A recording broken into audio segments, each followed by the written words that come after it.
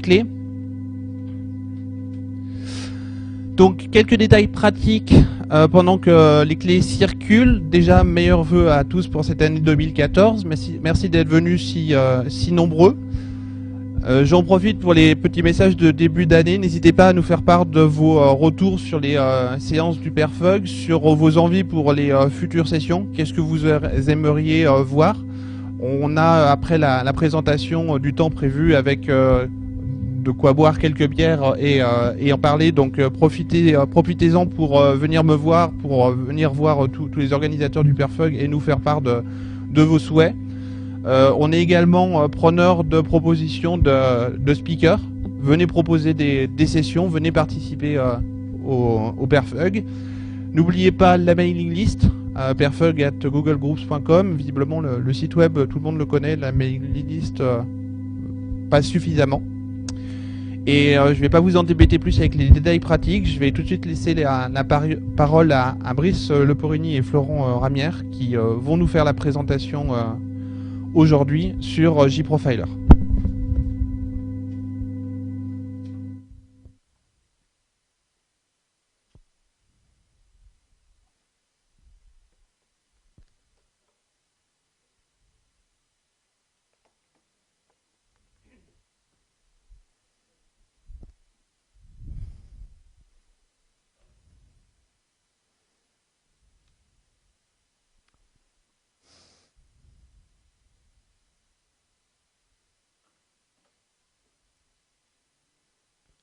Bien, bonsoir à tous. Je vais commencer dans moins d'une minute quand j'ai terminé la troisième clé USB à faire circuler dans les rangs.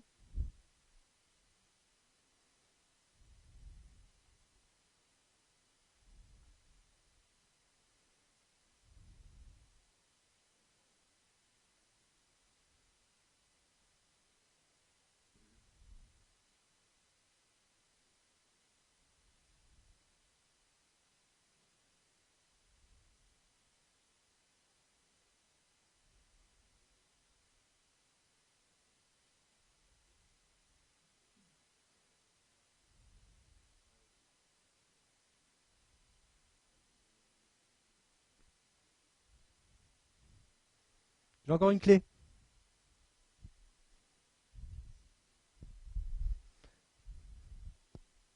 Le temps que les clés se déploient.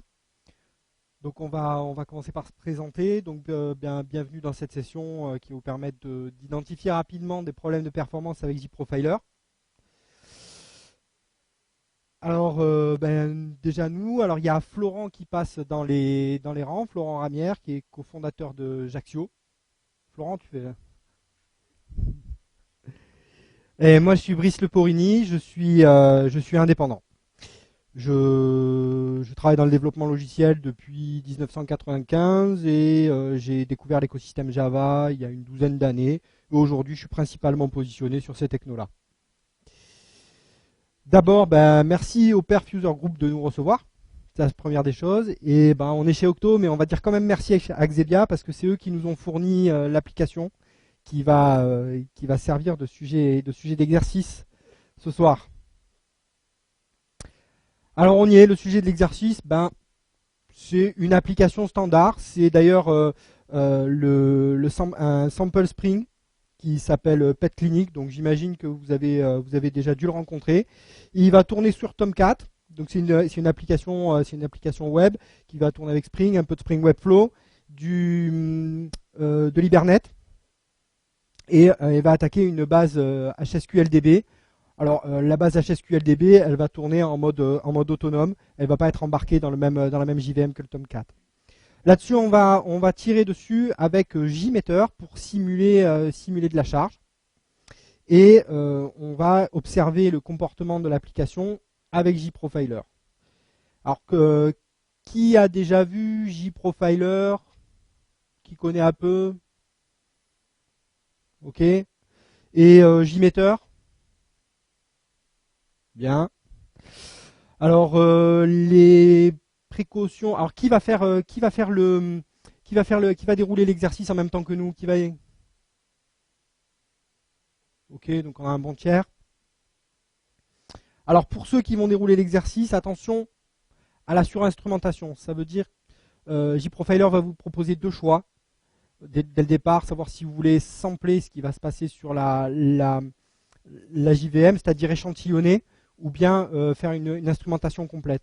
L'instrumentation complète dans le cadre de cet exercice n'a pas trop de sens, donc va rester en sampling et vous allez voir au fur et à mesure de l'exercice que plus on va activer les sondes et plus on va influer sur le comportement de l'application.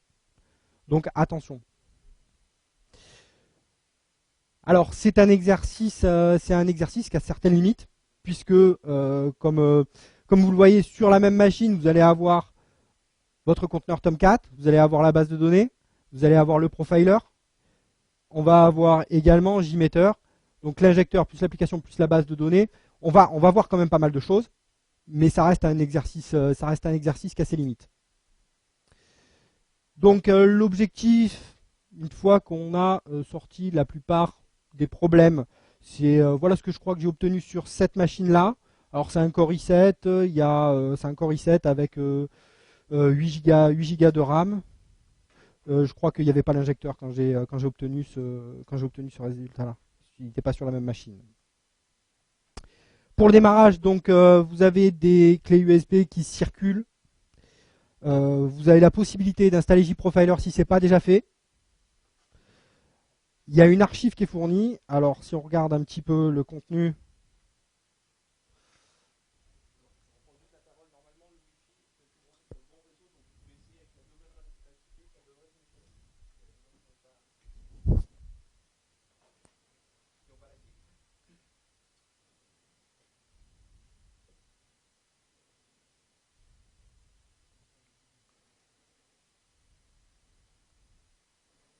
Donc vous avez un répertoire Endzone JProfiler qui est arrivé avec la clé USB. Dedans, vous avez le sujet de l'exercice, cette archive. Donc il faut la dézipper. Vous avez un JDK 1.7.0.7 pour à peu près toutes les plateformes, je crois, et des installs de JProfiler. N'oubliez pas de demander une licence. Alors 1.7.0.7, pourquoi 1.7.0.7? Parce qu'on a refait l'exercice avec 1.7.0.45 et on a eu des surprises, on a eu des comportements différents. On en parlera peut-être en fin de session. Donc je vais le faire avec vous.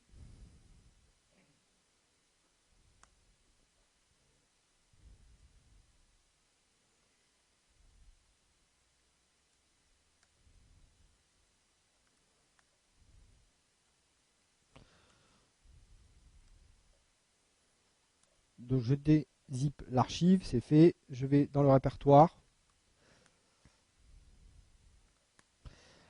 Alors on a des scripts de démarrage. Donc pour tous ceux qui sont sur des Unix-like, ça va être startall.sh. Et pour ceux qui sont sous Windows, il y a un point bat aussi. Alors comme on est tous les deux sur Mac avec Florent, on n'est pas sûr de la fiabilité du batch. Donc je vais faire startall.sh, on va voir ce qui se passe.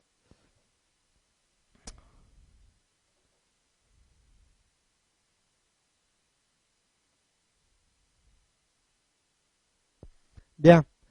Donc il nous a démarré une JConsole, JMeter et l'application.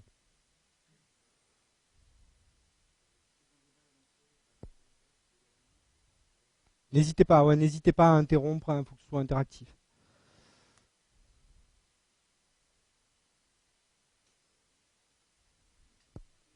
Donc à toute fin utile, vous voyez en haut à droite, ça c'est la charge de ma CPU.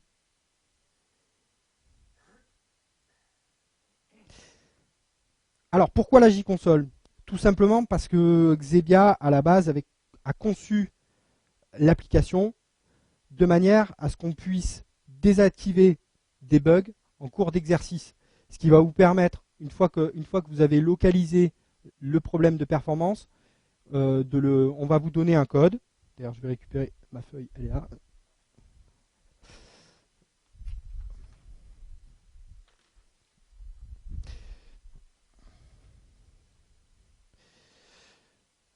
Dans la console JMX, on a la possibilité de désactiver un certain nombre de bugs. Et ces bugs sont persistants, leur état est persistant. C'est-à-dire que si vous êtes amené à redémarrer le Tomcat, l'état du bug sera enregistré.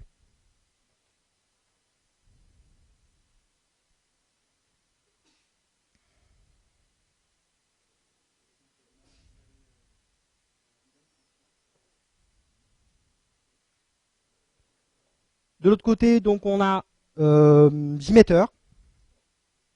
Donc visiblement, je crois que tout le monde connaît à peu près JMeter. Recommandation, quand votre JVM vient de démarrer, là il y a 40, vous ne mettez pas 40, vous démarrez avec 1 pendant quelques secondes, histoire de faire quelques itérations à un utilisateur, de chauffer votre application.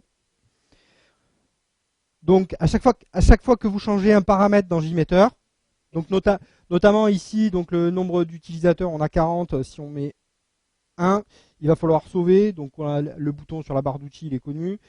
Ici on a le démarrage du tir, à côté on aura le bouton pour arrêter, et ici on a le bouton qui va permettre de nettoyer les résultats, puisque dans la vue arborescente de gauche, vous avez un composant qui s'appelle Summary Report, qui va vous donner les temps de réponse de chaque URI de l'application, de chaque étape du script.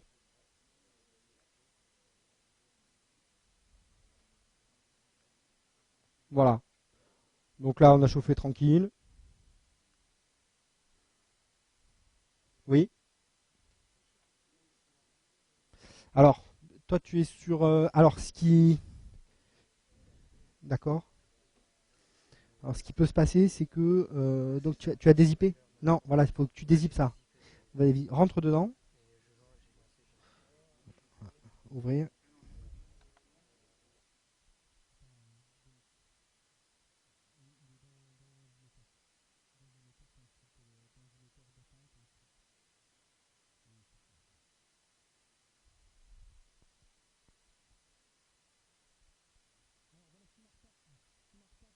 Qui sont sous Windows, c'est JMeter qui ne démarre pas tout seul. Donc vous ouvrez JMeter et le script pour simuler la charge, il est dans le répertoire data de JMeter. Et il s'appelle xebiaspringtravel.jmx. Donc l'appli, elle est là, c'est le Spring Travel le sample de Spring.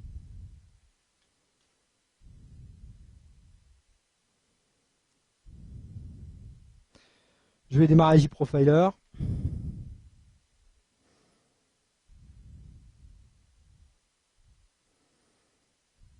Donc on va sélectionner locally running JVM without restarting it. C'est-à-dire qu'il va se connecter sur votre application en JVM TI.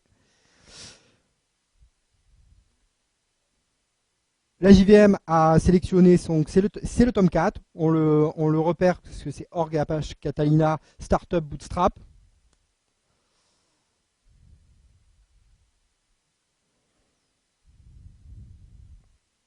Et c'est là on fait du sampling. On va échantillonner l'activité de la JVM.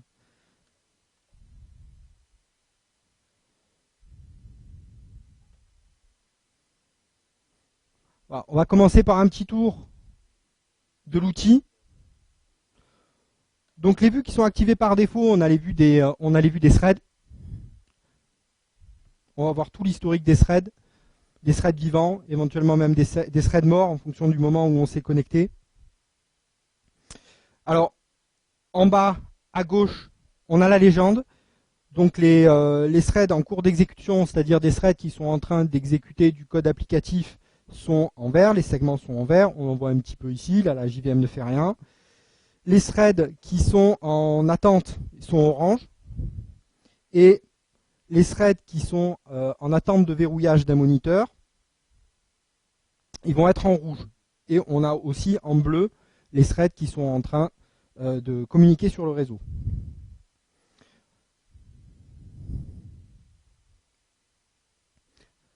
La deuxième vue qui est activée par défaut, c'est un petit peu comme Visual VM. On va avoir la possibilité de voir l'occupation mémoire. Donc là, on a une vue globale. Donc c'est dans le bandeau de gauche, télémétrie, mémoire. Donc vous avez la possibilité de sélectionner le segment, le pool de mémoire que vous voulez observer. Bon, ce soir on n'aura pas trop besoin, il faut juste savoir que ça existe. Ce qui va être intéressant aussi, vous allez pouvoir observer l'activité du GC. Bon, c'est une activité cumulée, vous pouvez également regarder les différents tubes de GC. C'est pas ce qui va nous intéresser ce soir non plus, mais ça existe. La charge CPU. Là, l'application ne fait rien. Alors, est-ce que j'ai arrêté? Ensuite, on va avoir la possibilité d'observer ce qui se passe sur la ligne JDBC. Et on va pouvoir démarrer une sonde qui va observer donc le nombre de connexions, l'activité sur chacune des connexions et qui va enregistrer les requêtes les plus coûteuses et leur nombre d'occurrences. Ensuite, on a d'autres sondes plus avancées. On a JPA, Hibernate. Vous avez la possibilité aussi de monitorer l'activité sur MongoDB, Cassandra et HBase. Vous avez aussi les sondes JEE. Donc aujourd'hui, c'est une application Spring. Ce qui va essentiellement nous intéresser, c'est la vue qui concerne la sonde, qui concerne les servlets. Et peut-être on verra si les sockets nous servent. OK?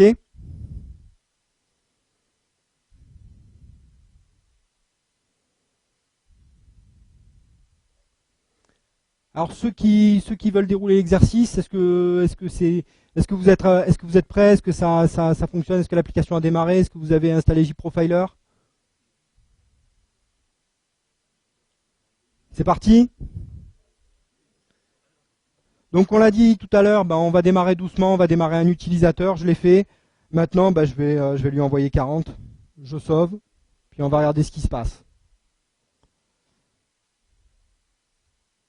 Donc déjà, là, vous voyez en haut à droite, on voit ma charge CPU. Déjà, ça commence à être élevé. Et puis au niveau de la grille de résultats, ça bouge pas énormément. Donc si on regarde ce qui se passe au niveau du profiler, point de départ, c'est la vue des threads. Donc là, on voit que ça se passe pas bien du tout. Pourquoi on voit que ça se passe pas bien du tout? Alors, je vais arrêter mon tir, parce que ça n'a pas trop d'intérêt. Parce qu'en fait, la couleur rouge qu'on n'a pas vue tout à l'heure, elle apparaît maintenant. Donc c'est tous les threads qui sont en attente de verrouillage des moniteurs. Donc ils voudraient travailler, mais ils n'y arrivent pas. Ils n'y arrivent pas parce qu'ils se disputent des moniteurs. Là, on fait face clairement à des problèmes de concurrence, mais on va prendre les choses dans l'ordre. Parce que souvent, on a des applications qui arrivent dans des phases de test de charge. Elles ont une ambition de devoir servir 100, 200, 300 utilisateurs et on se rend compte qu'à 5 ou 10, ça chute. C'est exactement ce qui se passe ici. À 40, on passe pas. Alors pourquoi? Déjà, on va essayer avec 1 et on va regarder ce qui se passe avec un utilisateur. Donc, un utilisateur. Je sauve, j'efface les résultats même s'ils n'ont pas grand intérêt pour le moment et je relance mon test et je vais observer mon application. Alors forcément, observer l'activité de la JVM au travers des threads sur un utilisateur ne nous sert pas énormément, puisque là, les problèmes de concurrence ont disparu. Par contre, c'est là qu'on va avoir tout l'intérêt des sondes d'un peu plus haut niveau. D'ailleurs, puisqu'on est une application web, on va activer les servlets. Donc on va observer ce qui se passe au niveau de l'activité des servlets. Et là, tout de suite, on voit qu'il y a hotspot, c'est /hotels. Donc par défaut, on n'a pas la pile d'appel parce qu'elle est filtrée. Donc ce qu'on va faire, c'est qu'on va activer la CPU. On va CPU views sur l'item call tree et on va enregistrer l'activité CPU. Et là tout de suite, vous voyez, en plus il fait la corrélation avec l'URI qui est la plus consommatrice. Et on a une pile d'appels qui est filtrée, puisqu'on ne voit pas toutes les classes, org, apache, tomcat, etc. Alors, un point à signaler, c'est que vous voyez du FR Spring Framework. Alors pourquoi il y a du FR Spring Framework? Parce que par défaut, JProfiler, pour des raisons de lisibilité, il va filtrer tout ce qui est Org, Spring Framework, Java, on va voir la liste d'exclusion, tout ce qui est Apache Commons, etc. On a une liste d'exclusion. Donc là, on voit tout ce qui est logback, etc. Il y a plein de choses qui sont filtrées. Et comme c'était un sample Spring, donc même les classes de sample étaient packagées en Org Spring Framework, on les a renommées en FR. Comme ça, on n'est pas filtré. Là, tout de suite, donc 95% du temps, on le passe dans /hotels. Qu'est-ce qui se passe? Ben, on voit clairement quand on déroule la pile d'appels qu'on arrive sur la couche de persistance, puisqu'on voit org, Hibernate, EJB, query imp, get result list. On voit en dessous qu'on a un listener. Et là, on voit qu'on a clairement de la charge sur Hibernate. Je pense que tout le monde connaît à peu près Hibernate ou les problématiques liées à l'ORM.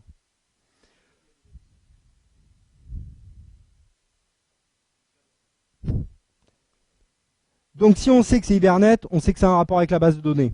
Puisque ça a un rapport avec la base de données, ben on va regarder ce qui se passe sur la ligne JDBC. Donc pour aller sur la ligne JDBC, dans la vue de gauche, vous avez Database, et on va sélectionner JDBC et démarrer la sonde. On voit qu'on a une connexion, normale, on a un utilisateur, c'est pas étonnant. Et là, dans le bandeau du haut, on va pouvoir sélectionner les hotspots. Donc je clique dessus, et tout de suite, on va voir les requêtes qui sont exécutées. Et là, ça fait quelques secondes qu'on a démarré la sonde, et on voit qu'on a 15 000 requêtes qui sont passées sur la base. Là, comme on a démarré l'enregistrement de l'activité de la CPU, on a la pile d'appel filtrée. Et donc, on retrouve /hotels et on retrouve la pile d'appel inversée. Donc là, on a clairement un problème d'ORM. On a simulé un chargement inconditionnel de relation sur une requête. C'est-à-dire qu'en fait, on requête un type d'entité qui comprend une relation, et pour chaque ligne, on a joué la relation et remonté toutes les entités de la relation. Donc c'est notre premier bug. C'est notre premier bug, et c'est le bug numéro 9. Et le code, c'est 33. Je le désactive, et là il me dit bug 9 is now disabled. 33 sur le bug 9, donc dans la JConsole, dans la console JMX. Vous avez Travel e-commerce, c'est l'application. On a un bug controller, et dans les opérations, vous sélectionnez disable bug 9.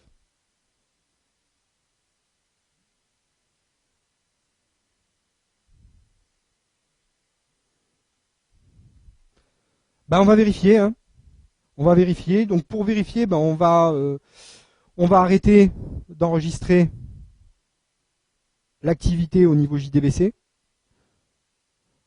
On va également arrêter d'enregistrer l'activité servlet, parce que ça va nous permettre de remettre à zéro. C'est-à-dire quand on va redémarrer, il va effacer l'affichage et on va voir la différence.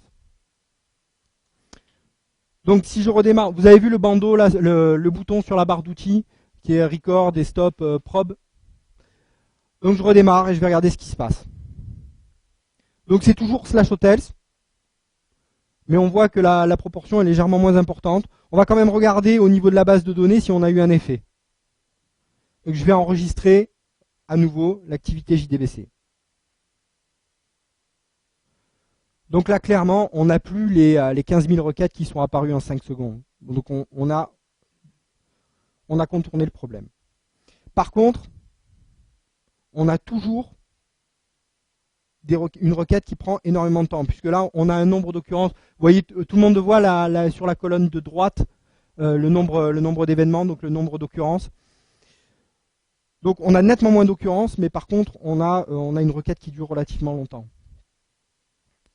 Donc pareil, si on arrête l'activité CPU pour voir un petit peu ce qui se passe. Donc c'est toujours /hotels. Et on confirme que là qu'il y a toujours un problème sur la couche de persistance. Alors en même temps, c'est pas étonnant puisque sur les applications de gestion, la plupart des problèmes sont dans le tiers de persistance.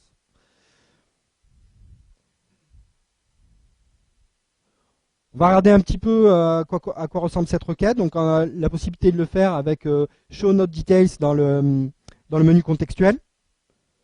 Et on voit, bon, la requête est pas belle, on a du like et des pourcents, donc on sait qu'on passe pas par les index, mais elle est pas moche non plus. On a vu pire.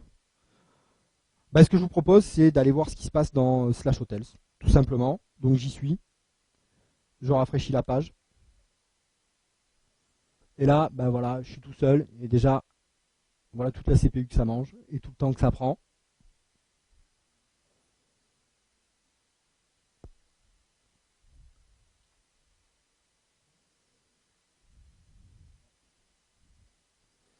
Voilà, donc qu'est-ce qu'il y a de spécial sur cette page? Bah, c'est un affichage tabulaire, 6 colonnes, c'est pas terrible, mais alors pourquoi ça prend autant de temps?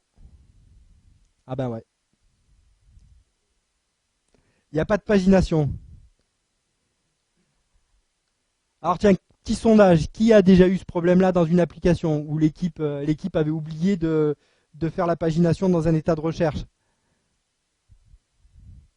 Qui a déjà eu des problèmes avec des remontées inconditionnelles sur Hibernate? Ah, je pensais un peu plus. Donc ça, c'est notre deuxième problème. On retourne à Régie Console, on va savoir le contourner rapidement. C'est le bug 5 et le code c'est 3614.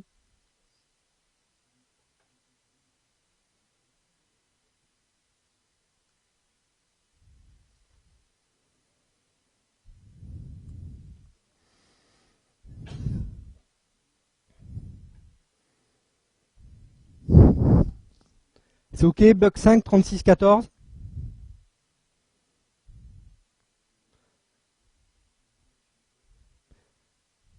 Bien.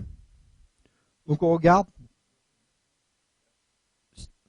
Au niveau de la charge CPU, bah, ça a bien baissé, alors que notre script tourne toujours.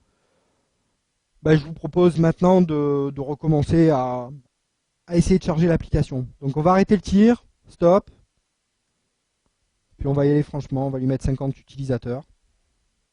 Voir ce que ça donne. Je sauve. J'efface la grille de résultats. Et je vais relancer mon tir. Alors, à titre d'explication, là ici on a une valeur, c'est 25. C'est pour pas que tous les users rentrent en même temps et chargent inutilement l'application. Et de cette manière-là, on va avoir une montée en charge qui va s'échelonner sur 25 secondes.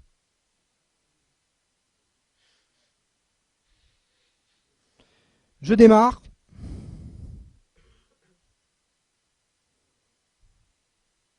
Alors je vais arrêter tous les enregistrements. Donc on a un bouton utile ici qui s'appelle Stop All Recordings. J'arrête et j'arrête toutes les sondes. Et point de départ. C'est la vue sur les threads. Bon, on a une charge CPU importante. Alors on voit que ça travaille mieux que tout à l'heure déjà. Hein. On n'a plus tout le rouge qu'on avait, mais on a encore pas mal de rouge. Et ce rouge, il est localisé sur un thread particulier. Donc j'arrête mon tir. C'est un thread particulier qui s'appelle HTTP Bio 8080 Acceptor 0. Alors, on utilise Tomcat. On utilise Tomcat avec le connecteur Blocking.io. Et la conception du connecteur Blocking.io, c'est qu'il y a un thread qui est en écoute sur le port, donc ici c'est le 8080, qui accepte toutes les connexions HTTP et qui va ventiler l'activité sur un pool de threads. Donc entre le pool de threads et l'acceptor, il y a une file d'attente. Quand la file d'attente est pleine, l'acceptor est en attente, se retrouve en attente sur la file et ça génère des verrouillages, puisque forcément la file d'attente est synchronisée. Et c'est ce qu'on voit ici. C'est ce qu'on voit ici, c'est les contentions qu'on voit sur l'acceptor. Donc pourquoi on a ce problème-là? Tout simplement parce que les threads du pool, on les voit, ils sont ici, httpio, exec, 7, 2, 9. Donc on va pouvoir filtrer ici. Vous voyez en haut, on a un filter by name. Donc on va mettre http et il va y avoir que les threads http qui sortent. Et ce qu'on voit, c'est qu'on a un pool, on a un pool de 10 threads. On a un pool de 10 threads, on a envoyé 50 users. Sachant qu'il nous reste encore des bugs à trouver. 10 threads pour servir 50 users simultanément, c'est pas assez. Savoir que par défaut, la valeur, le dimensionnement du pool de threads de Tomcat, c'est 200 threads par connecteur. Donc là, on en a 20 fois moins. Donc on va essayer de vous éviter d'avoir reconfiguré Tomcat dans la mesure du possible. Et ce qu'on a fait, c'est qu'en fait, on a configuré deux connecteurs. Un sur le 8080 qui n'est pas correctement dimensionné, qui est à 10 utilisateurs. Et on en a un deuxième qui est un peu mieux dimensionné sur le 8081. Pour l'interroger, dans le script JMeter, vous avez vous déployez le nœud thread group et vous avez http url parameters et vous avez server port. Vous le passez de 8080 8080 à 8081 8081.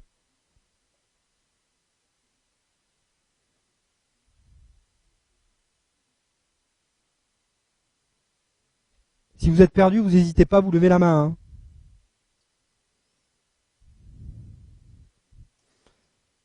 Et on sauve.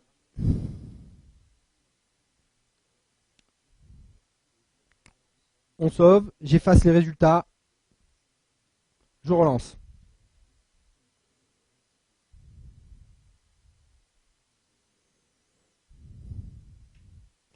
Et là, on voit qu'il y a de nouveaux threads qui sont créés, qui s'appellent maintenant http bio 8081 exec. Au fur et à mesure, ils vont rentrer. Ce connecteur-là, il est dimensionné avec un pool de 100 threads. Ça marche déjà mieux quand même. Hein. Mais on commence à voir du rouge.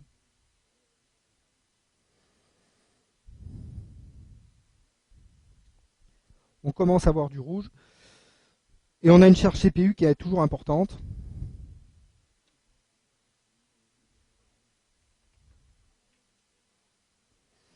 Mais par contre, si vous remarquez, on a quand même énormément d'attentes sur les threads. On a un peu de verrouillage, mais on verra, là, pour le moment, c'est pas l'essentiel de notre analyse. On a très peu de verre et beaucoup d'attentes. Et ça, c'est un peu surprenant quand même.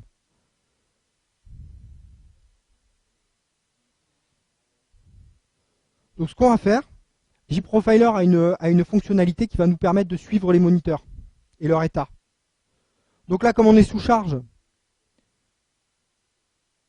on va sélectionner Current Monitor History et on va démarrer l'enregistrement de l'activité des moniteurs, mais pas longtemps, quelques secondes. Comme on est sous charge, il va y avoir une quantité de données importante.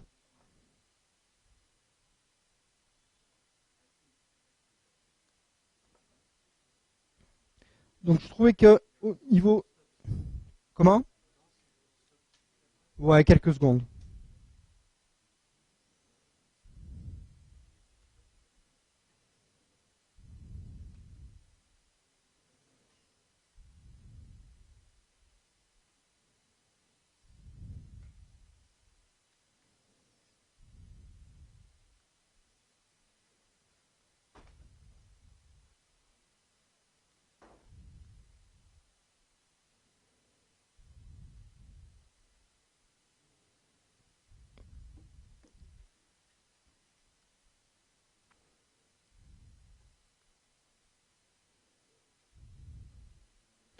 Donc là, on voit, si je suis revenu un petit peu sur télémétrie pour voir ce qui se passait un petit peu. On voit comment on commence pas mal à remplir la mémoire là. Hein.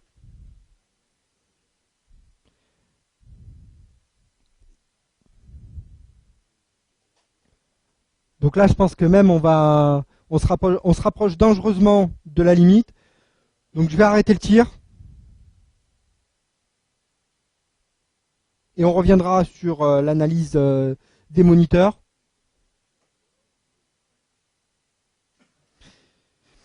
Ça semble anormal. Comme ça semble anormal, je vais avoir la possibilité de regarder ce qui se passe dans la mémoire. On va demander à JIP Profiler de faire un heap dump et de l'analyser. Donc pour ça, je vais dans Heap Walker et je vais lui demander de prendre un snapshot.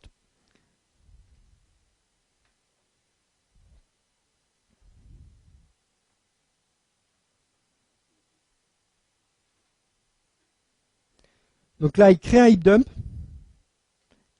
et il va générer les statistiques sur le contenu de la mémoire.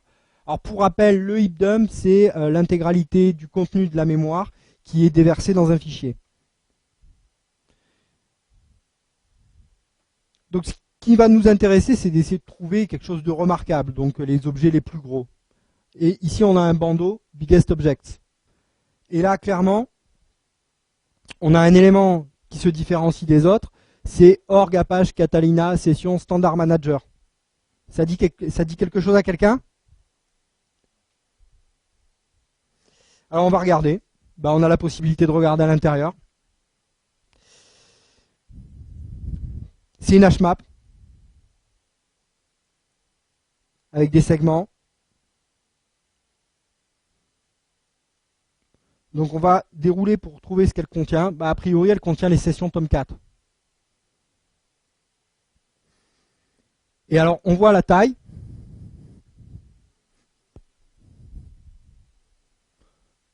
Bon, c'est important, mais c'est pas une session qui est démesurément grosse. Par contre, en fait, il y en a énormément. Donc si on va dans la JConsole, on va avoir aussi la possibilité d'observer le comportement de Tomcat.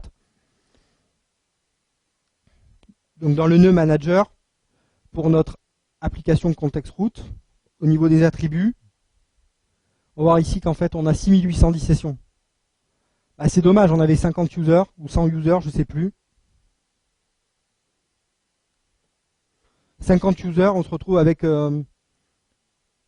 6810 sessions, dont seulement 39 sont expirées. On va quand même regarder un petit peu ce qu'il y a dans le script. Donc on a toute une série d'actions. Et à la fin, on a bien un logout pour libérer les ressources. Sauf qu'en fait, si on regarde ce que fait le logout, il va sur /hotel/search. Donc en gros, là on a un bug, mais on a un bug dans notre script de charge. Et ça arrive fréquemment. Donc pour se déloguer, on va faire logout. Donc pour résoudre ce problème-là, vous allez remplacer le chemin par /logout. Et vous n'allez pas oublier de sauver. Alors là, on va pas avoir le choix. Pour vidanger tout de suite les sessions, j'ai pas trouvé. S'il y a quelqu'un qui connaît bien Tomcat et qui a la possibilité de latter toutes les sessions d'un coup, on prend. Donc on va tout arrêter. On a un stopall.sh. Puis on va tout redémarrer. Donc là, JProfiler, il a perdu le lien avec la JVM. Donc on a un petit avertissement. Et là, je redémarre.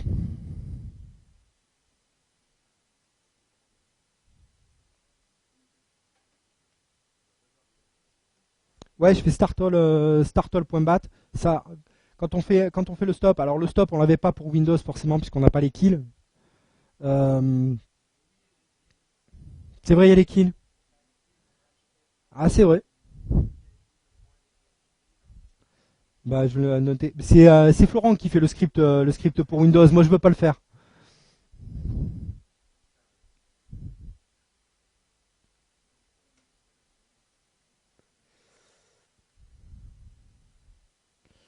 Bon, notre application qui a redémarré.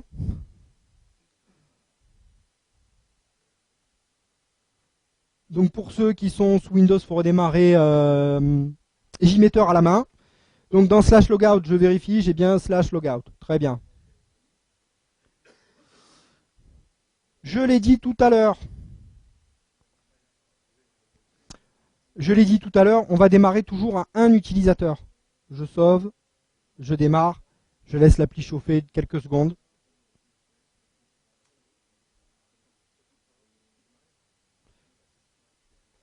Quand ça c'est fait, j'arrête.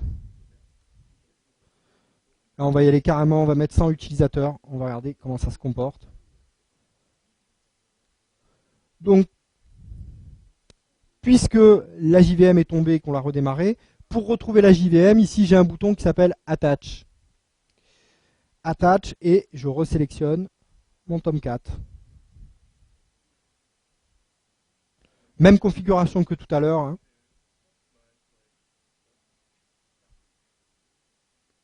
Point de départ, la vue thread, moi ça me va bien.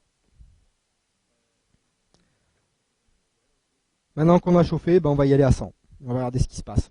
On en était sur des weights qui me paraissaient moi un peu suspects, puisqu'on charge l'application et en même temps on voit pas tant de problèmes de verrouillage que ça. On voit pas beaucoup de verre et on voit pas beaucoup non plus d'IO.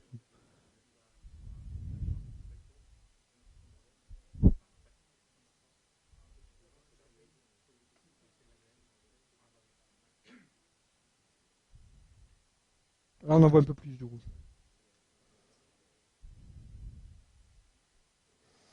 100 c'est un peu beaucoup. Je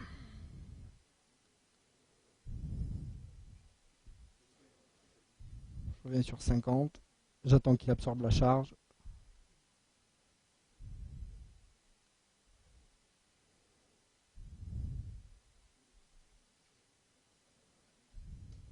Donc on voit aussi ici mes users qui rentrent au fur et à mesure.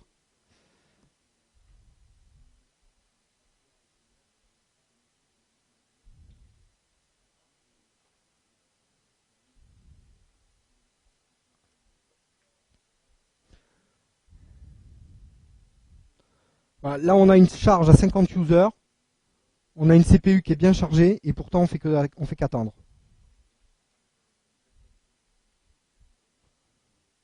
Donc j'ai dit tout à l'heure que je vais enregistrer les moniteurs pendant quelques secondes.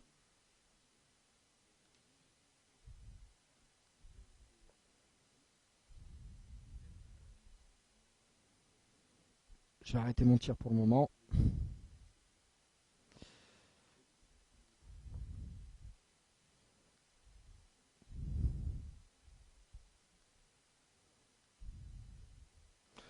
On va regarder ce qui se passe sur l'activité.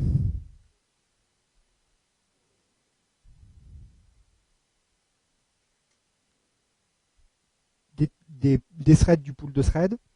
Donc ceux qui sont sur Java Util, Concurrent Lock, Abstract Queue, Synchronizer, c'est ceux qui attendent sur la file d'attente.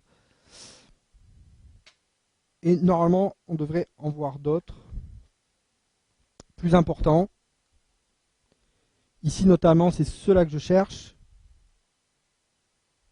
Mais j'en ai pas autant que ce que je pensais. Moi, je regarde un petit peu.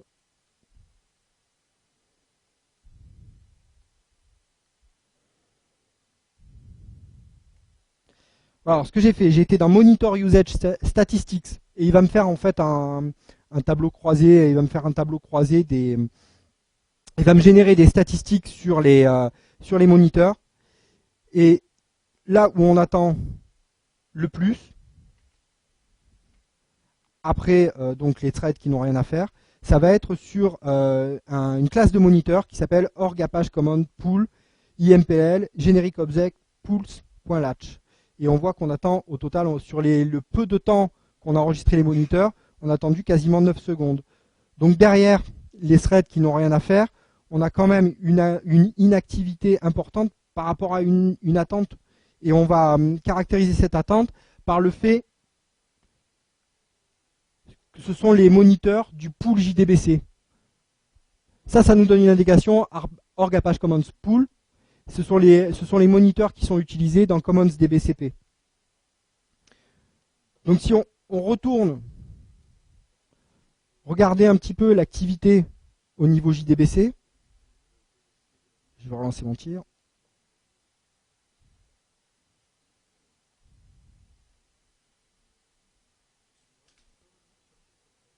Ouais. Donc, est-ce que tu as enregistré l'historique des moniteurs? D'accord. Ensuite, tu as une Monitor Usage Statistics. Et donc, tu enregistres tu demandes de créer un état par classe de moniteur. Alors après, la problématique, c'est que on n'a pas tous le même matériel et donc vos laptops, ils encaissent la charge pas forcément de la même manière que le mien.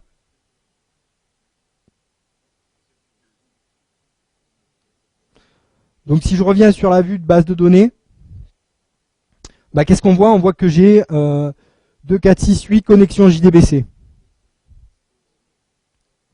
Ça confirme le sentiment que nous avait donné l'observation des moniteurs. Je n'ai que 8 connexions. Donc au fur et à mesure qu'on va monter en charge sur l'application, de toute façon, 8 connexions, ce ne sera pas suffisant. On va regarder comment c'est paramétré. Alors la configuration de notre pool JDBC est exposée dans la console JMX sous le nœud JavaX SQL. Data source. Et on va voir tous les attributs de la data source. Alors effectivement, on voit qu'on a max active et max idle qui sont à 8. Ça veut dire que quoi qu'il arrive, quelle que soit la charge que vous allez appliquer à l'application, il n'y aura que 8 connexions JDBC. Donc ça fait un peu just.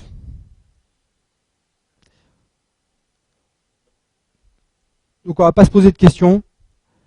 Puisqu'on a 100 threads, on va mettre 100 connexions. Et là, on voit instantanément qu'on a énormément plus de connexions qui se créent dans la vue JDBC.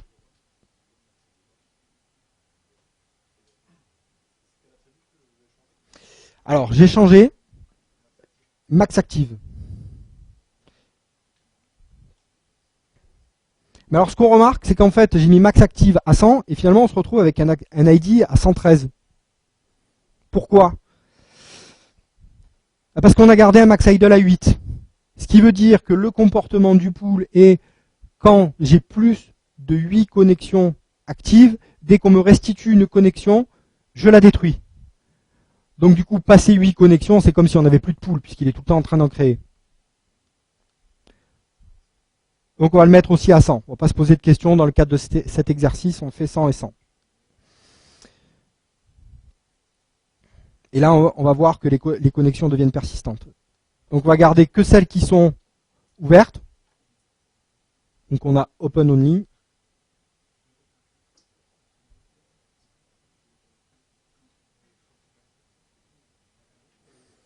Et on voit que nos connexions JDBC deviennent persistantes. Alors, au cas où vous deviez redémarrer la JVM, on l'a mis dans un bug aussi. C'est le bug 10. Et le code, c'est 200. D'ailleurs, je crois que ça met 200 connexions. Voilà, et désactivé. Alors, si vous redémarrez le Tomcat, vous aurez à nouveau le pool JDBC qui sera correctement dimensionné. Là, j'arrête la sonde. Là, on va passer un peu aux choses sérieuses.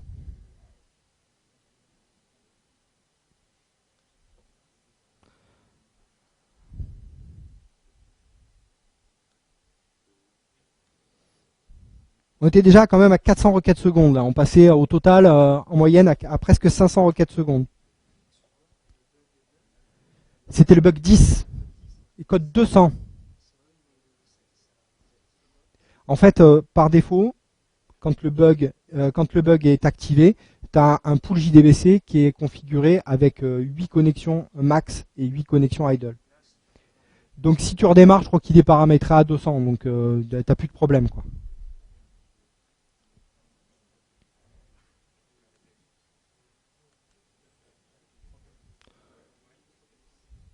Donc on va augmenter un petit peu la charge. Là, ça y est, je repasse à 100.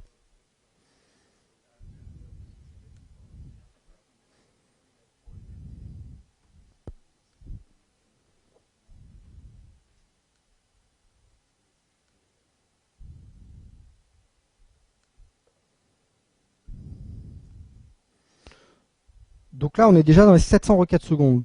Alors, ce qu'il faut savoir, évidemment, c'est que on a ce qui se voit en premier, c'est les bugs les plus spectaculaires. Au fur et à mesure qu'on va chasser des problèmes, ils vont être de moins en moins spectaculaires. Oui. Ouais, bien sûr.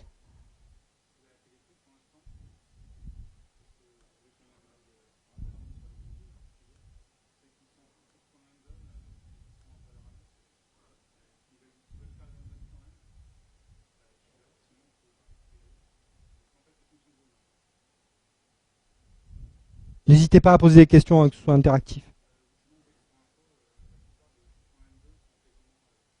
Comment? Bravo. Donc là, on voit, c'est du rouge. Ça se passe pas très bien.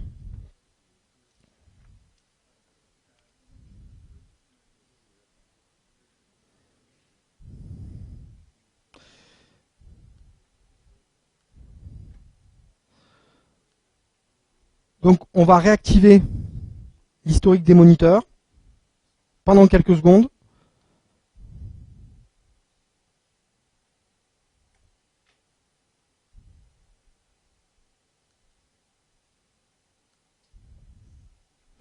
La machine commence à avoir du mal.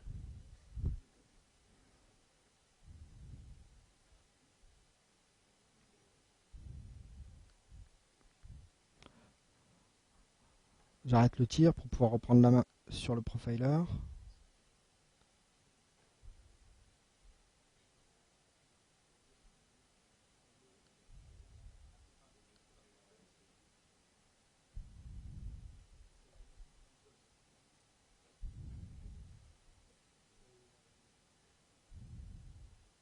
JProfiler, il y a du mal là.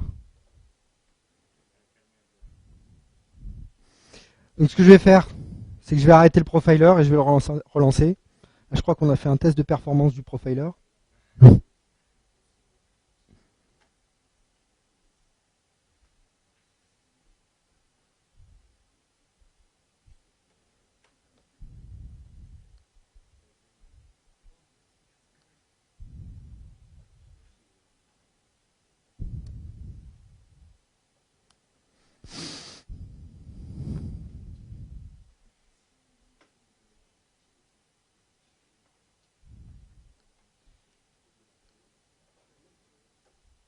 Donc là, on voit, alors ça se voit pas bien à l'écran, mais ce qui se passe, c'est que comme ma machine virtuelle, la machine virtuelle de mon Tomcat est déjà instrumentée, elle est légèrement surlignée en vert pâle.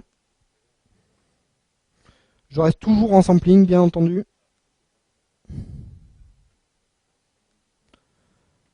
Donc j'en étais là. Alors pour pas avoir tous les threads qui meurent, parce qu'on voit tout l'historique des threads, on se retrouve avec un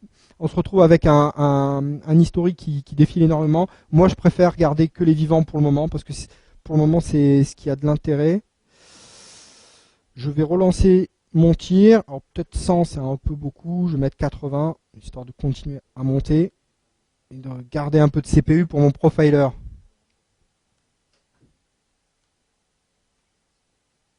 Alors,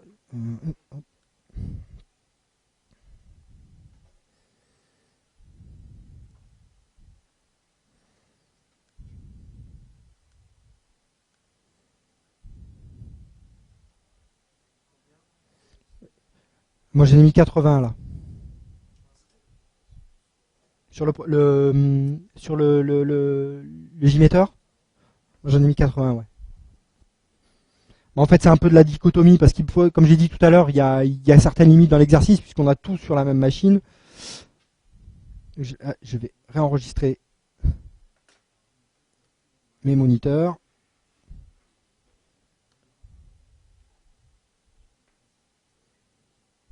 Pas longtemps. J'arrête. Alors dans cette vue-là, je ne l'ai pas bien détaillé tout à l'heure, on va revenir un peu dessus. Qu'est-ce qu'on voit? Donc première colonne, on a un timestamp, on a l'état. Moi alors ici, j'ai la possibilité de montrer que les bloquants, et c'est ce que je vais faire pour soulager mon affichage. Je vais avoir l'identifiant du moniteur, sa classe, le thread qui attend pour verrouiller ce moniteur et le thread qui le détient. Bah là, j'apprends pas grand chose parce que j'ai énormément de Java Lang Object. Donc, je vais pouvoir trier par durée.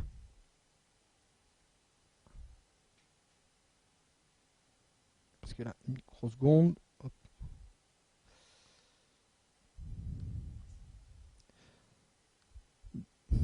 Ouais, j'en ai énormément sur Object. Alors, normalement, ce qu'on doit pouvoir voir, c'est la pile d'appel. Mais comme tout à l'heure dans la vue JDBC, tant que j'ai pas activé l'enregistrement de l'activité CPU, je vais pas pouvoir avoir cette pile d'appel. Donc il va falloir que je les réenregistre après avoir activé l'enregistrement de la CPU.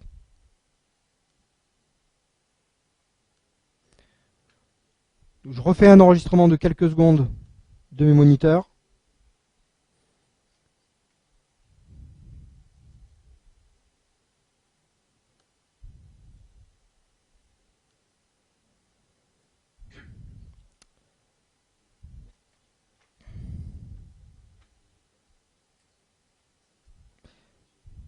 Donc là, j'ai un peu plus d'informations. Comme je vais pouvoir travailler, j'arrête la charge. J'ai un peu plus d'informations. Je vois notamment, vous voyez ici, que en fait, j'ai logback classique, logger, warn.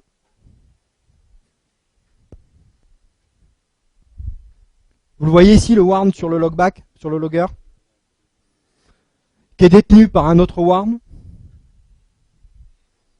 Pour du warn qui se dispute un moniteur, c'est ballot. Bah du coup, je vais aller voir ce qui se passe dans les logs.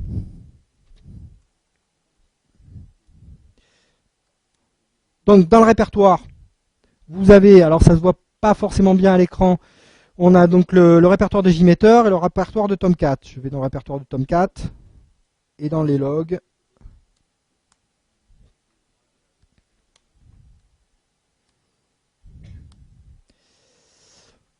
Et là, qu'est-ce que j'ai? J'ai un catalina.out à 4 Go. Sachant qu'il n'y avait pas de log tout à l'heure.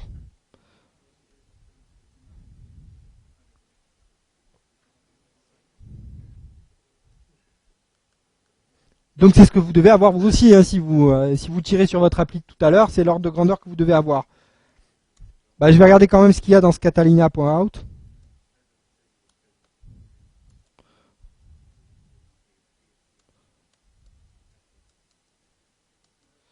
Je vais regarder par le bas.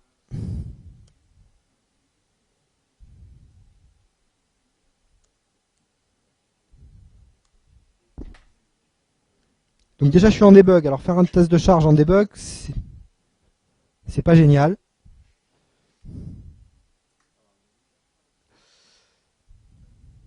Et je vois aussi que j'ai un composant qui me warn n'importe quoi et tout le temps.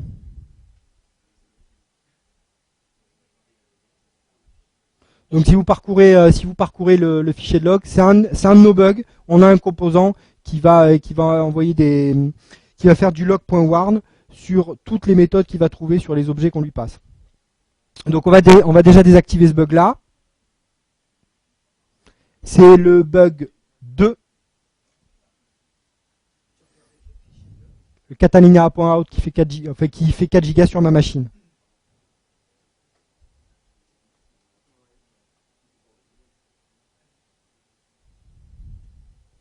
Il n'a pas une taille élevée sur ta machine? Comment?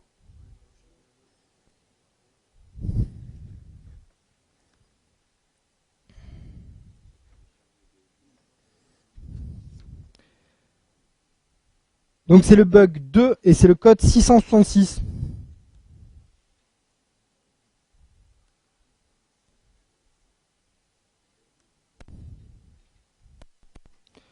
On va profiter aussi pour reparamétrer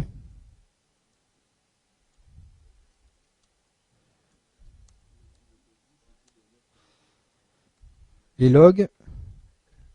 Je crois que c'est comme ça qu'il s'appelle le fichier. Ouais. Donc on en a deux, on va les inspecter tant qu'à faire.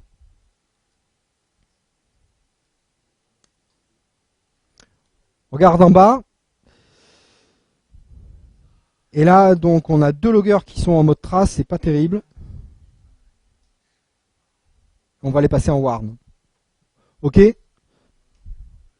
Tout le monde les voit, les deux qui sont en trace, là?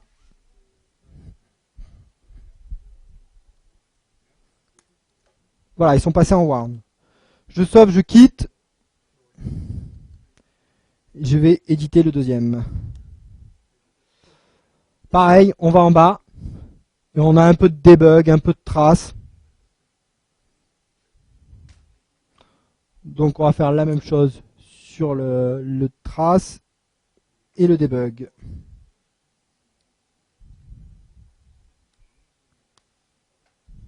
Je sauve, je quitte.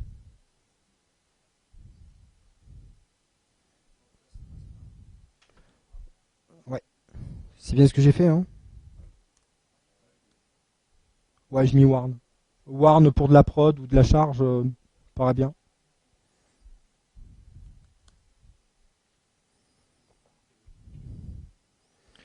Donc au cas où on va avoir la possibilité de recharger automatiquement la configuration, puisqu'on a un composant qui est exposé, un composant logback qui est exposé via JMX. Et c'est donc on va invoquer la méthode reload défaut de configuration dans la console JMX. Le nœud c'est chqos logback classique. En dessous on a default et les opérations. Et là ça devrait mieux se passer.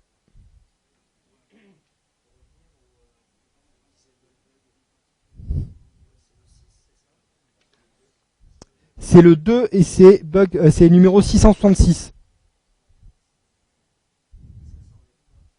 Ça, ça désactive le composant qui s'appelle JPA Logger et qui warn, qui fait un logger.warn sur tous les objets qui lui sont passés. Il y a un intercepteur.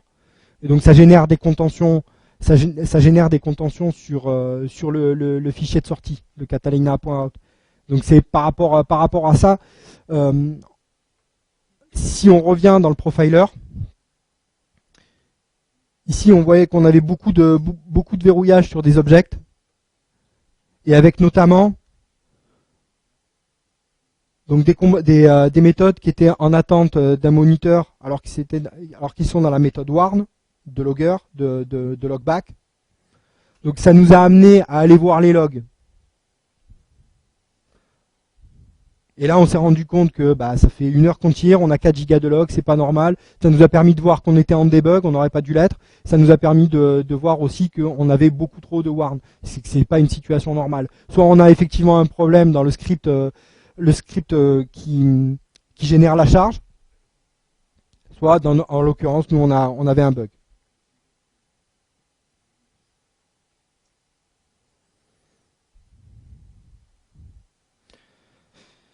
Bien, j'étais à 750 à peu près requêtes secondes. Une fois que j'ai désactivé ce problème-là, si je redémarre,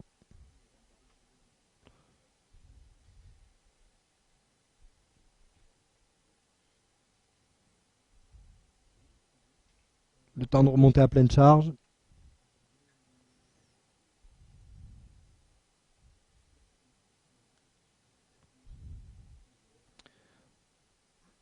Important, toujours arrêter ici, j'ai arrêté les enregistrements, parce que le fait d'enregistrer l'activité CPU a un impact qui est loin d'être négligeable sur l'activité de la JVM.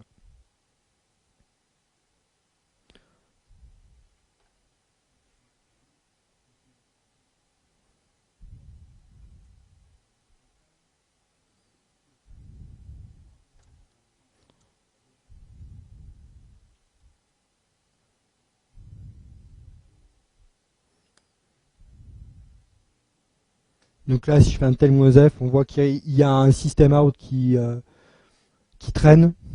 Mais bon, on voit bien qu'on n'a plus la pression qu'on avait sur le Catalina.out.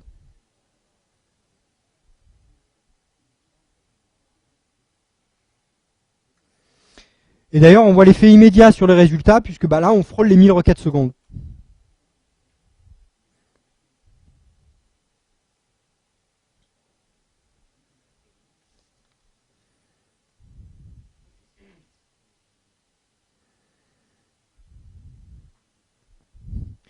On va réaugmenter la charge maintenant. Parce que là, on voit qu'on a un petit peu, on continue à avoir des petits problèmes de concurrence, mais le sentiment, c'est que on n'a pas assez de charge. Alors j'arrête. Pour les mettre en exergue.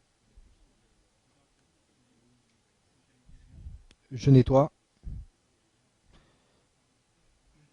Et je relance.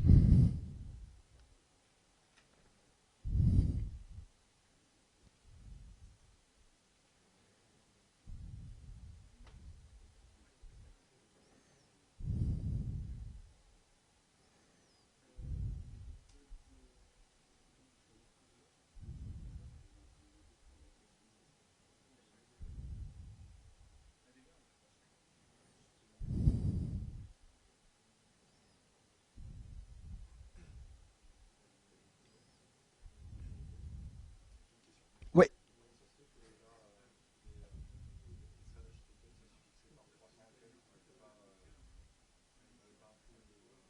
On a un pool de 100 threads, mais après, faut regarder la configuration du pool de threads. Des fois, il en récupère. Parce que si en fait tu regardes ceux qui sont morts également, en fait, tu vas les retrouver ceux qui sont inférieurs à 100. Simplement, à un moment donné, tu sais, j'arrête le tir.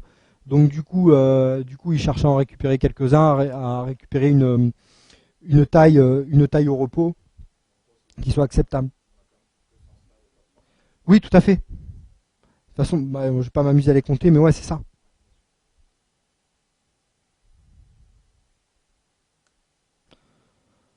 Donc, je vais continuer à chasser les locks.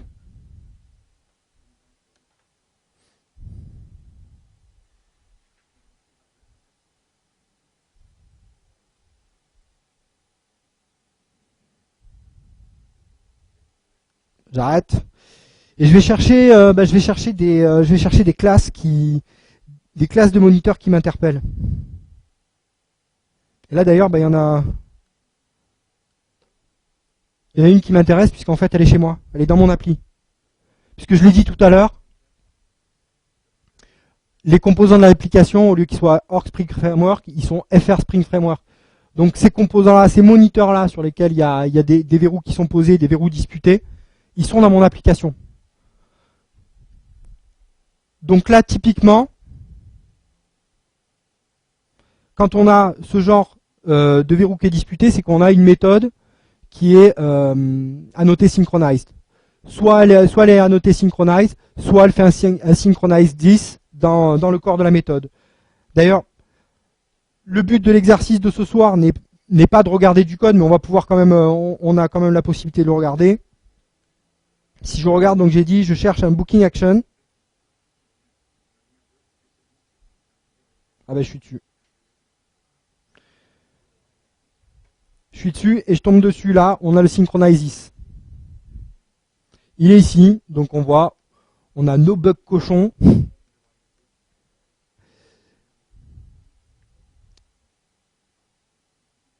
Et donc c'est un verrou qu'on va avoir la possibilité de faire sauter en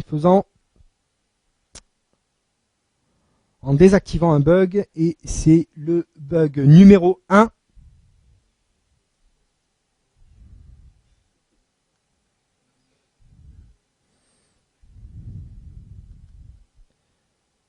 Et c'est le code 421.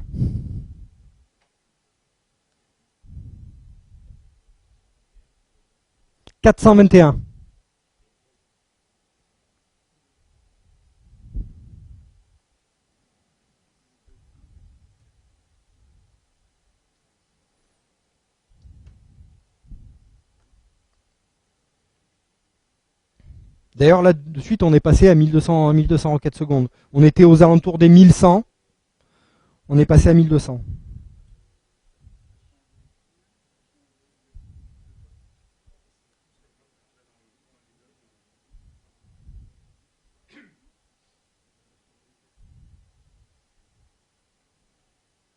Tout le monde suit?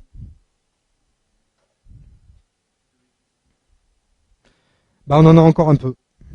On en a encore un peu, mais là, au fur et à mesure, ce qu'on va chercher, on va chercher on va, comme je vous ai dit en début de session, les problèmes les plus spectaculaires sont derrière nous. Là, on va continuer à augmenter la performance de l'application, mais on ne va pas avoir des ordres de magnitude comme on a eu jusqu'ici.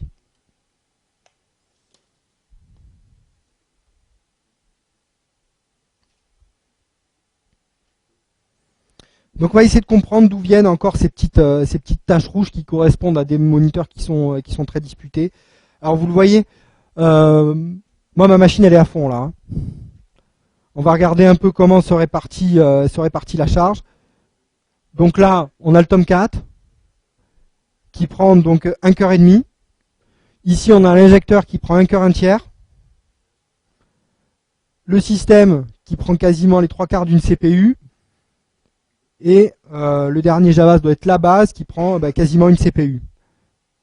C'est pour ça que je vous disais tout à l'heure on est quand même dans un exercice qui est limité. Si on voit si on regarde l'activité réseau, on voit quand même qu'il part 8 mégas.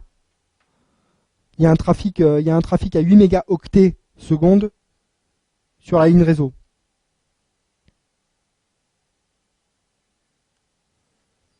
Donc je vais chasser encore mes logs. J'enregistre mes moniteurs, pas longtemps.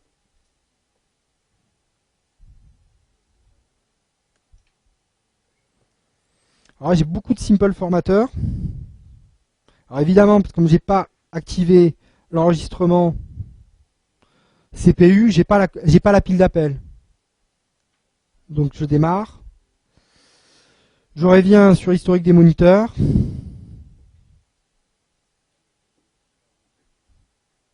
Eux, ils m'intéressent là.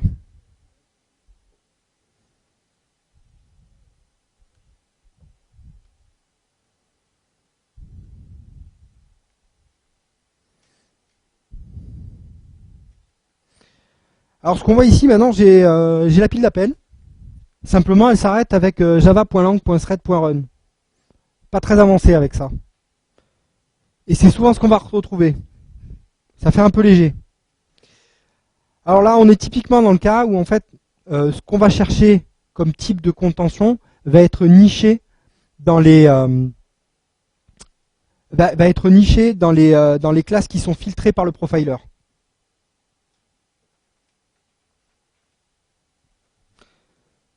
Donc à ce moment-là, si on veut vraiment faire l'investigation, on va désactiver les filtres. Donc on est toujours en sampling, on n'instrumente pas toutes les méthodes, mais par contre, on va regarder toutes les classes. Pardon, ce que je voulais dire, c'est qu'il n'y a pas une instrumentation complète, mais là on lève les filtres.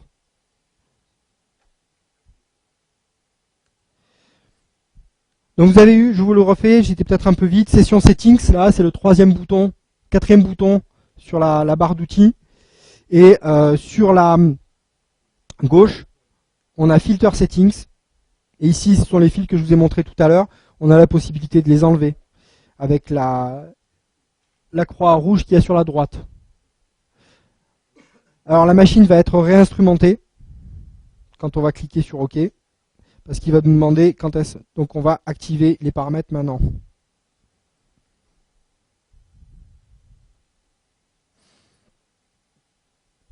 Donc j'enregistre toujours la CPU. Vous voyez la différence quand j'ai l'enregistrement de la CPU qui est activé, les verrous sont gardés beaucoup plus longtemps.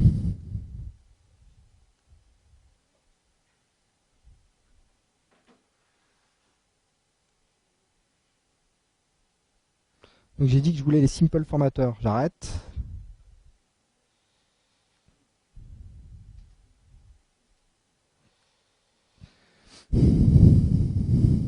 Alors, simple formateur, qu'est-ce que je vois de remarquable? Donc c'est du Java Util Logging.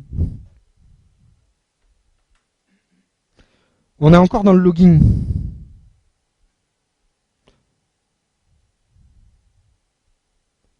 Et là, on est dans toutes les classes du JDK, on n'a pas une classe applicative.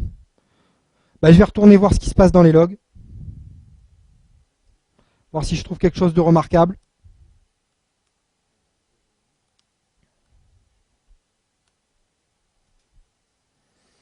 Et là, on a notre Catalina.out qui était à 4 Go tout à l'heure. Mais on en a un autre qui s'appelle localhost avec la date derrière, qui semble avoir une taille importante de l'ordre du giga. Et on va regarder ce qu'il y a dedans. Je regarde par la fin.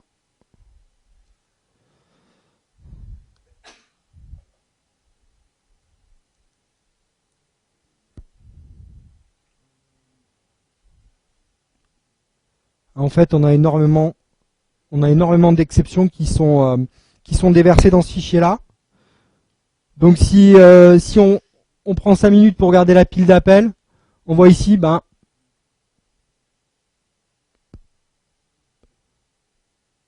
que ça passe par un des filtres de l'application.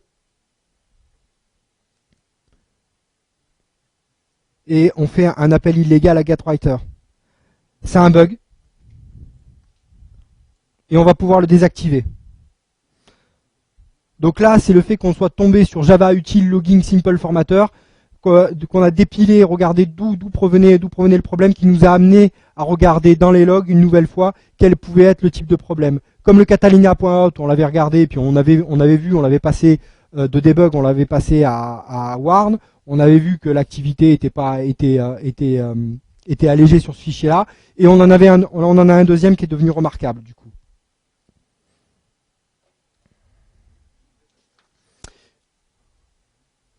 Donc celui-là, c'est le bug 6.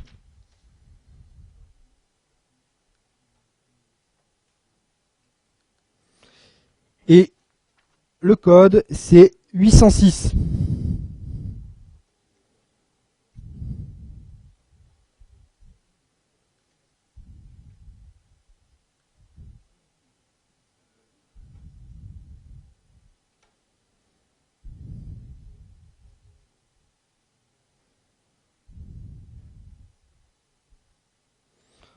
Donc j'arrête le monitoring. Vous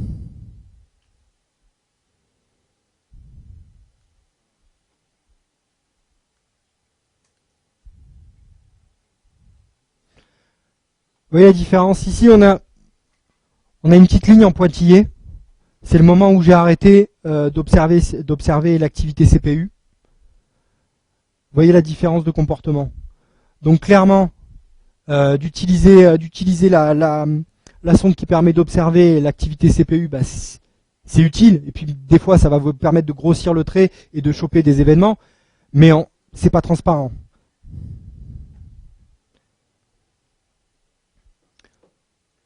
On commence à avoir un comportement qui est nettement plus simple que ce qu'on avait au début.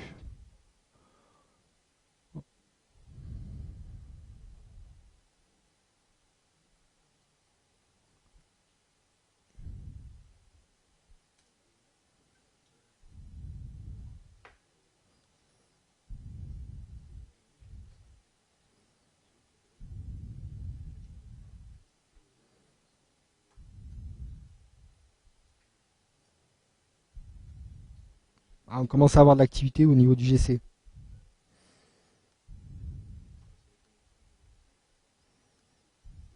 voyez l'activité du GC sous charge. Tiens, si on regardait un petit peu les informations au niveau du GC. Je crois que la JConsole nous permet de le faire d'ailleurs.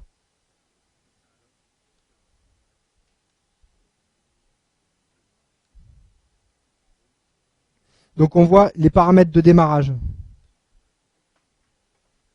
Alors, ça se voit pas bien ici.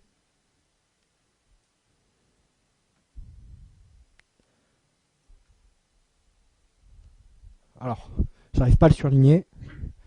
J'arrive pas à le grossir. Si, je vais peut-être réussir à le grossir.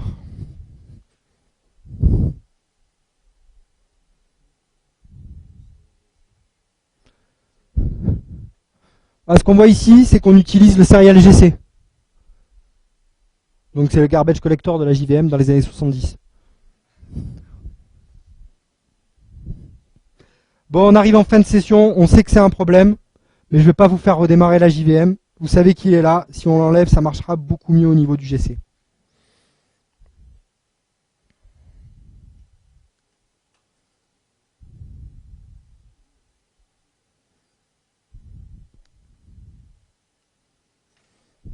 Et là, on voit, on a quand même une activité qui croît, 1340, 42. Donc ça se passe plutôt pas mal.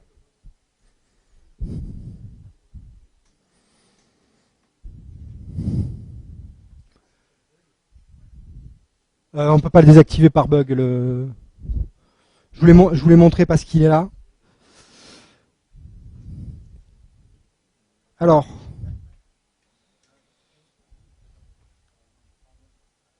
ce que je vous ai dit tout à l'heure, donc c'était d'arriver à peu près à 120 utilisateurs pour 1700 requêtes secondes. Bah, on va essayer de s'en approcher.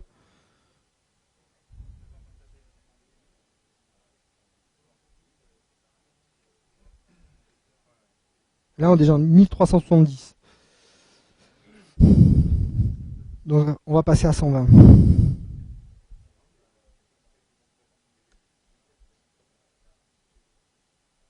Je sauve, j'efface les résultats et je redémarre. J'ai même fait 123.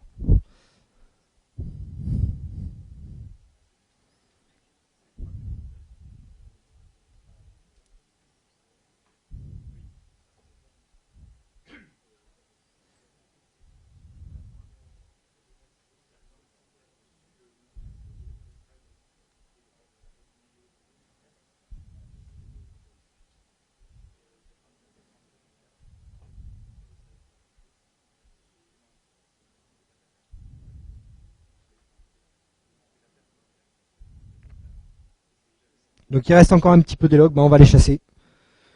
On l'a dit tout à l'heure, on va chasser.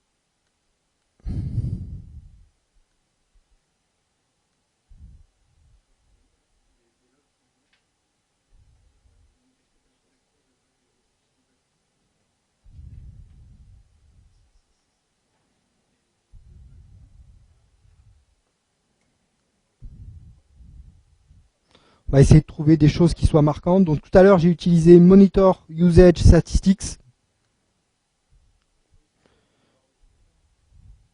Comment? J'ai pas compris. Alors, on va en parler.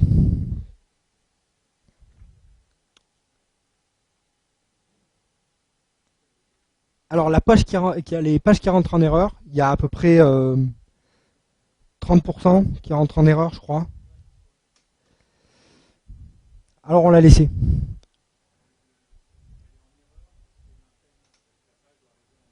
Non, c'est pas ça. C'est le problème d'authentification. Alors, si, mais en fait ça modifie complètement le kata. C'est-à-dire que on a 100 users, puisque si on regarde ici, on va charger une liste d'utilisateurs, je crois, je me rappelle plus où c'est. Bref, on va charger une liste d'utilisateurs qui vont se loguer. On en a 100, je crois. Et l'application, c'est une application Spring Webflow. Et si on a 100 users qui font du Spring Webflow, bah en fait, Spring Webflow prend toute la CPU. Et donc il y a tout un tas de choses qu'on a pu voir aujourd'hui par rapport au comportement de la JVM qui serait complètement occulté si on avait laissé l'activité qui était trustée par Spring Webflow. Parce que Spring Webflow, il passe son temps à sérialiser, désérialiser et compresser le contenu du scope flow, et ça masque énormément de choses et on n'a pas du tout les mêmes temps de réponse.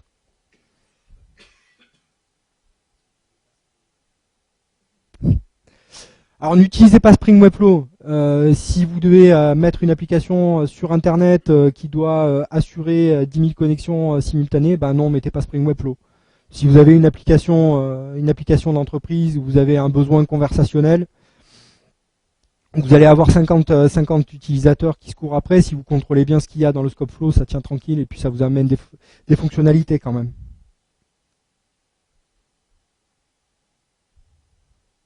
Mais effectivement, c'est loin d'être neutre sur la. C'est loin d'être neutre sur le comportement.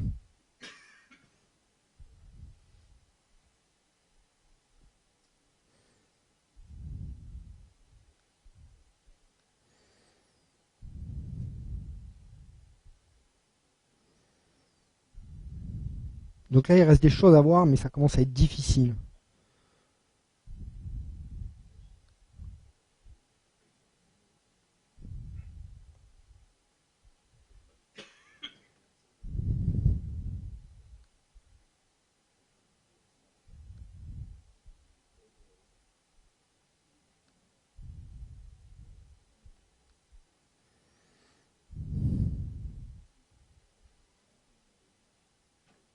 Là, on commence à chercher. Hein.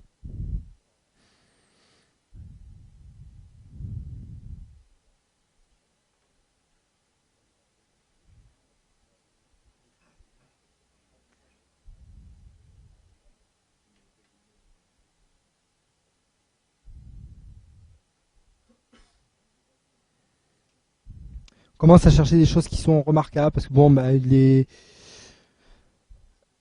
un log sur les conteneurs de HSQLDB du driver JDBC, je suis pas sûr qu'on va pouvoir faire grand chose dessus.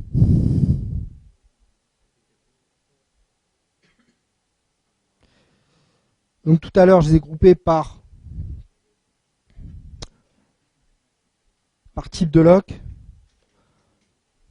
Donc là, ouais, bah on a à nouveau une attente qui est, remarquable. À 948 secondes, on attend sur le driver. Donc on va avoir la possibilité ici faire show sélection in monitor history view, il va filtrer automatiquement. Et c'est des waiting.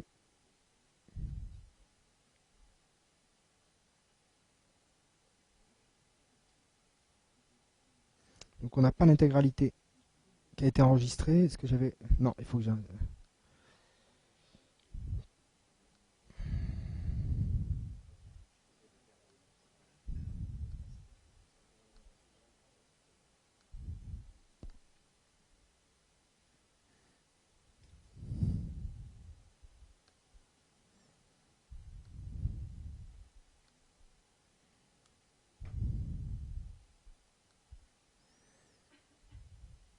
Donc je l'ai à nouveau.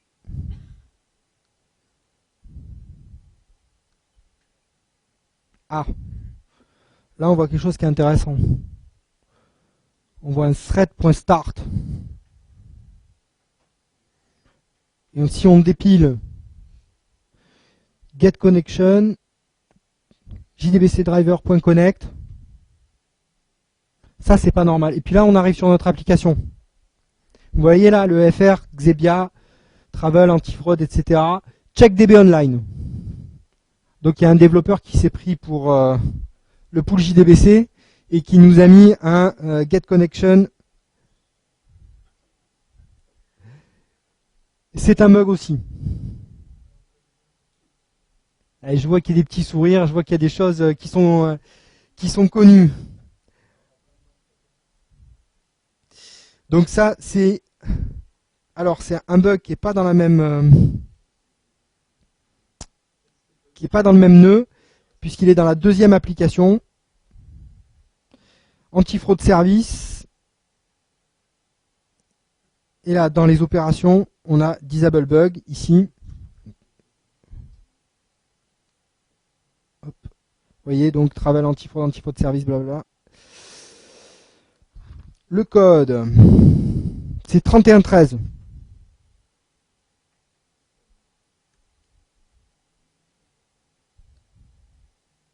Et il va disparaître.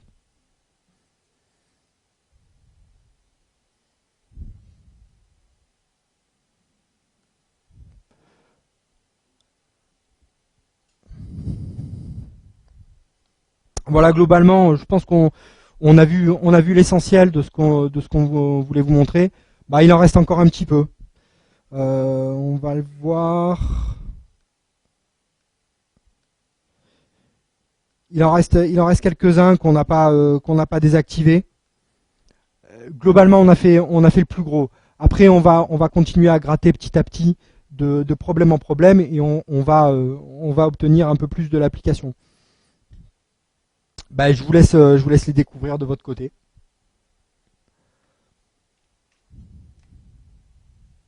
On arrête là, hein ?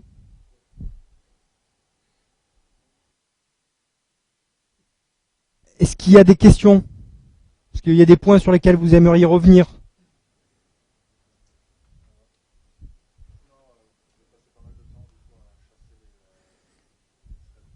Ouais.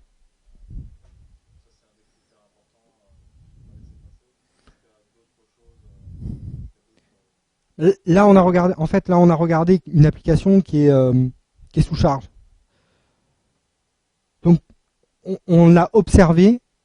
Son comportement par rapport à une charge, donc par rapport à une concurrence. l'ennemi de la concurrence, c'est les moniteurs qui sont disputés. Après, ce qui va se passer, c'est que vous allez pouvoir, ce qu'on a fait au début aussi, c'est un point qui est extrêmement important, c'est de regarder ce qui se passe à un utilisateur. Et de regarder et de naviguer dans l'application et de voir si vous avez une application qui tourne en local, vous avez une base en local, vous avez assez de RAM et vous faites pas d'IO. Si vous avez la page qui s'affiche pas dans les 500 millisecondes, il faut se poser des questions. Comment ça va se passer par la suite? Vous allez pouvoir aussi à un moment donné, le truc c'est que quand vous allez faire, vous allez observer l'application sous charge, il y a des choses qui vont se diluer. Donc des fois, c'est de revenir à un utilisateur et à la limite de désactiver tout ce qui est le filtrage et de passer carrément en full instrumentation et de regarder en full instrumentation qu'est-ce qui va se passer. Et s'il y a des choses qui deviennent remarquables. Parce qu'il y a des choses qu'on va avoir du mal à détecter sous charge et puis d'un coup, quand on va regarder sur un cas unitaire, on dit tiens, là il se passe quelque chose, notamment le coup de Spring Webflow. Pourquoi une application qui tourne avec Spring Webflow a du mal à se caler? Ça on le trouve que quand on désactive quand on désactive tous les filtres et qu'on passe en full instrumentation, et on voit qu'on passe énormément de temps à sérialiser, à compresser, à décompresser.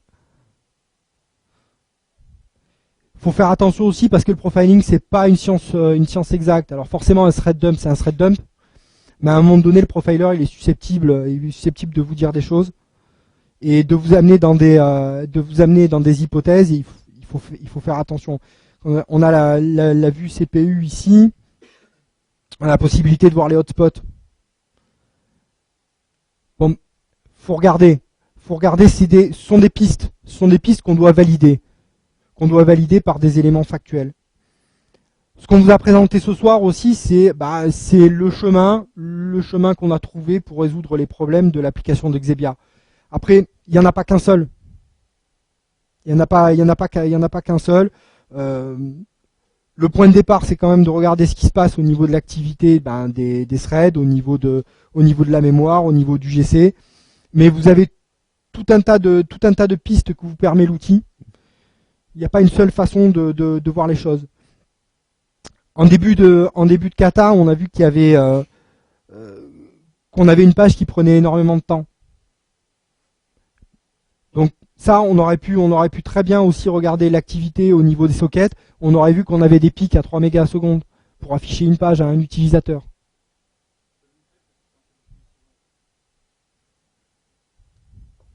Donc on l'active comme les autres sondes. Et là, on va pouvoir. Donc là, ici, on a l'invocation count, mais c'est pas ce qui va nous intéresser le plus. Et par contre, on va pouvoir afficher le débit sur la ligne.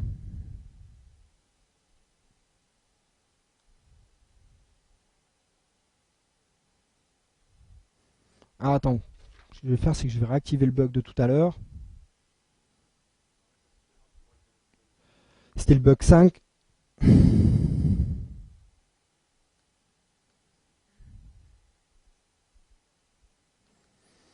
Le bug 5, c'était pas 23, donc il va me le réactiver.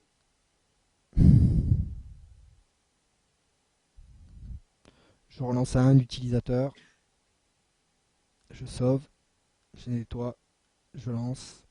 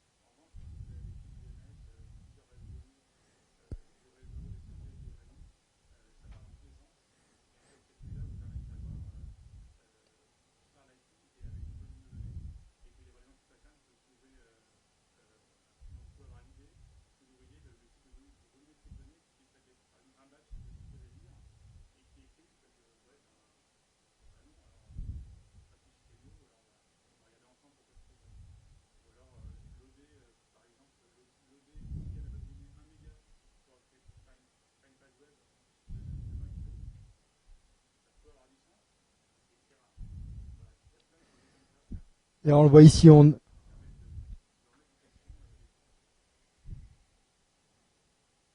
il y a plein de chemins. Il y a plein de manières de collecter des informations avec l'outil. Il y a plein de chemins.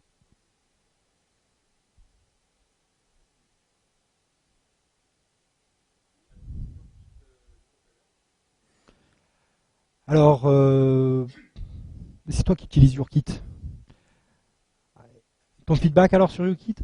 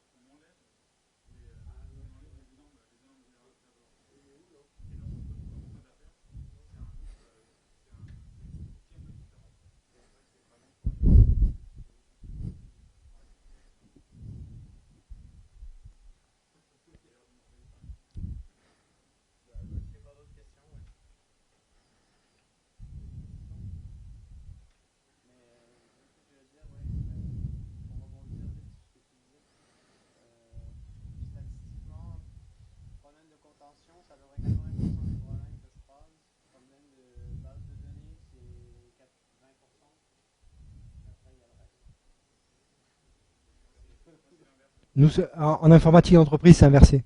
On a énormément de problèmes sur les lignes JDBC.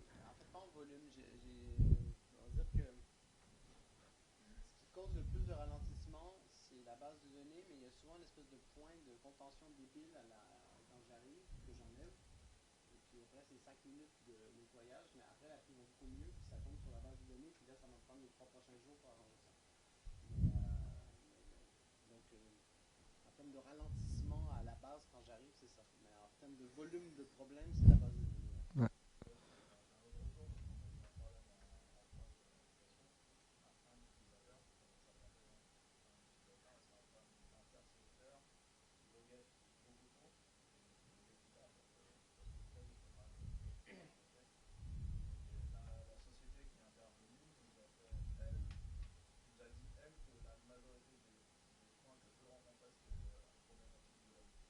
Ah ouais.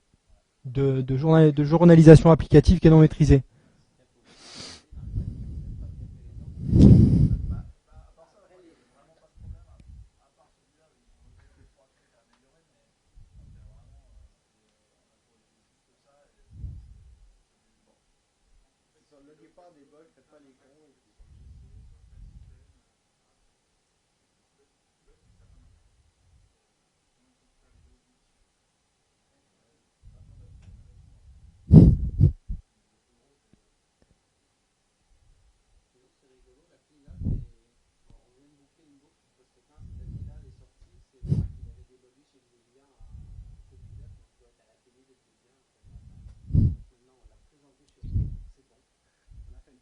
Il y a des gens, qui ont été chez Xebian un peu, qui avaient déjà vu l'application.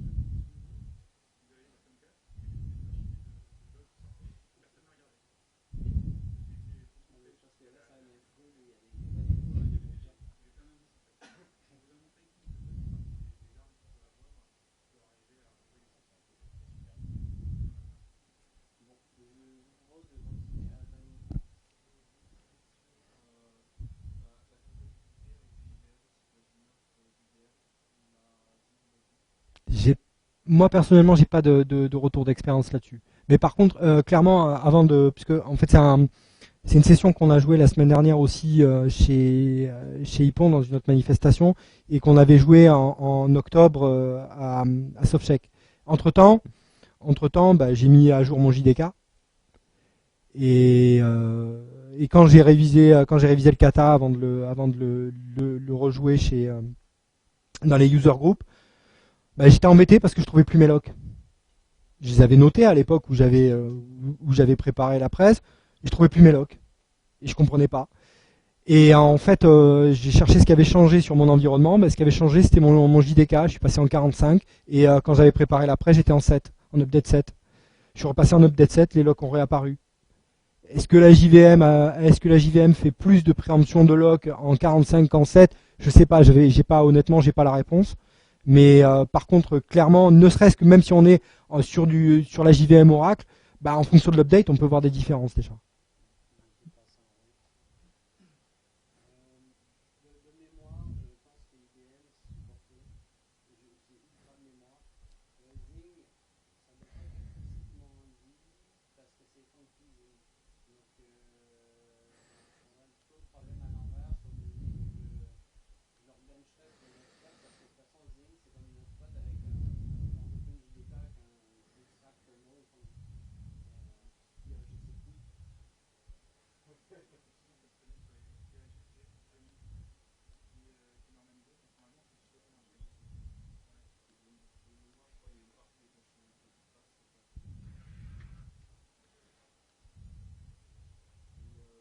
Donc là, on a la possibilité d'avoir différents types de JVM.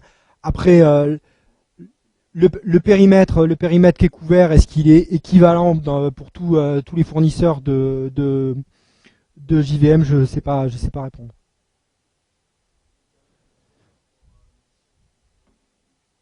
Alors j'ai un mission control. Alors j'ai regardé.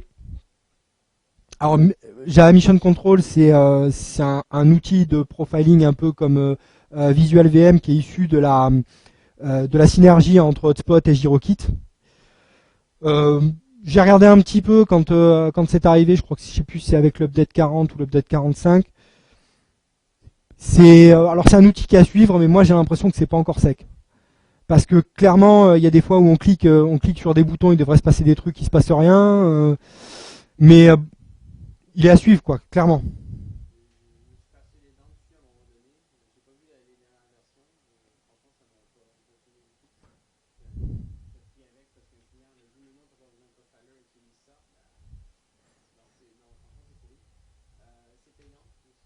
Non, c'est gratuit, c'est avec le JDK.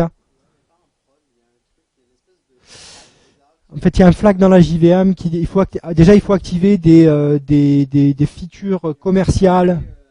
Ouais, ouais, c'est ça, ouais.